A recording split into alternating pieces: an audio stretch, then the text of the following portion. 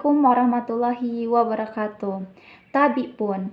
Halo teman-teman, perkenalkan nama saya Resti Septika dengan NPM 2013053061. Saya dari kelas 4A, Prodi Pendidikan Guru Sekolah Dasar Universitas Lampung. Baik, pada video ini saya mengambil judul tentang jenis-jenis anak berkebutuhan khusus beserta dengan ciri-cirinya.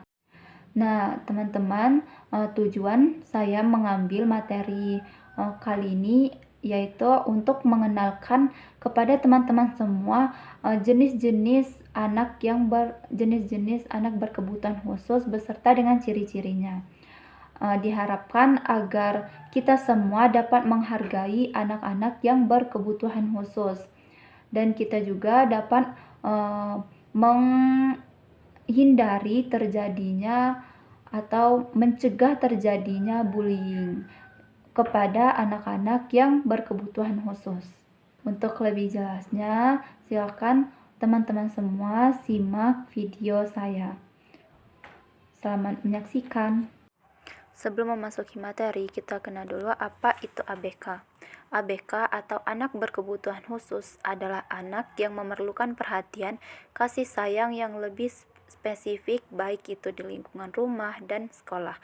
Spesifikasi tersebut adalah karena memiliki berbagai hambatan dalam pertumbuhannya dan memiliki karakteristik khusus yang berbeda dengan anak pada umumnya.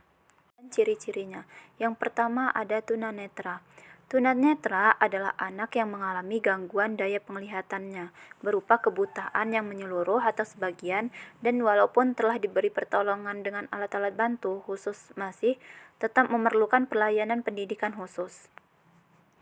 Adapun ciri-ciri anak yang mengalami tunanetra, yang pertama menulis dan membaca dengan jarak yang sangat dekat, yang kedua hanya dapat membaca huruf yang berukuran besar, yang ketiga mata tampak lain, terlihat putih di tengah, seperti katarak atau kornea, bagian bening di depan mata terlihat berkabut. Yang keempat itu terlihat tidak menatap lurus ke depan. Yang kedua itu ada tunarungu. Nah, tunarungu adalah anak yang mengalami kehilangan seluruh atau sebagian daya pendengaran, sehingga tidak memungkinkan untuk anak berkomunikasi secara verbal tanpa pertolongan alat bantu dan masih tetap memerlukan pelayanan pendidikan khusus atau sekolah inklusif. Adapun ciri-ciri anak berkebutuhan khusus yang mengalami tunarungu. Yang pertama, anak secara nyata tidak mampu mendengar. Yang kedua, anak memiliki hambatan perkembangan bahasa. Yang ketiga, anak sering menggunakan isyarat dalam berkomunikasi. Yang keempat, kurang atau tidak tanggap saat anak diajak untuk berbicara. Yang kelima, ucapan anak tidak jelas. Yang keenam, kualitas suara pada anak itu terdengar aneh atau monoton. Yang ketiga itu ada tunalaras. Tunalaras adalah anak yang mengalami kesulitan dalam penyesuaian diri dan bertingkah laku tidak sesuai dengan norma-norma yang berlaku dalam lingkungan kelompok usia maupun masyarakat pada umumnya, sehingga merugikan dirinya maupun orang lain.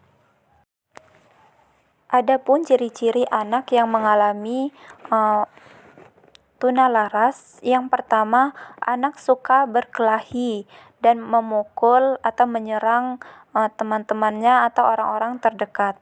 Yang kedua, anak cenderung pemarah. Yang ketiga, anak suka membangkang.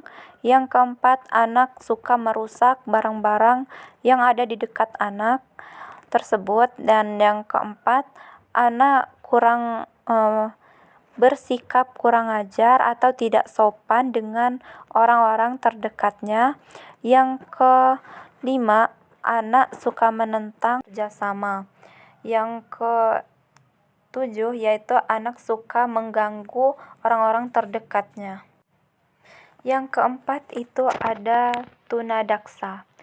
Tunadaksa adalah anak yang mengalami kelainan atau cacat yang menetap pada alat gerak, seperti tulang, sendi, dan otot, sedemikian rupa sehingga memerlukan pelayanan dan pendidikan khusus untuk anak.